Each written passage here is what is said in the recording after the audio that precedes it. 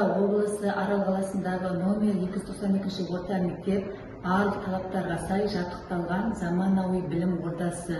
Мұнда оқушыларға сапалы білім алуға, үйірмелерге қатысуға, қосымша білім игеруге, сондай-ақ спорттық және мәдени іс-шараларға араласуға толық мүмкіндік жасалған. Мектепте барлық жағдай жасалған. Кең әрі жарық сыныптар, заманауи парталар, интерактивті тақталар, химия, биология, робототехника, IT кабинеттері, спорт залы, кітапхана, акт залы барлығы бар.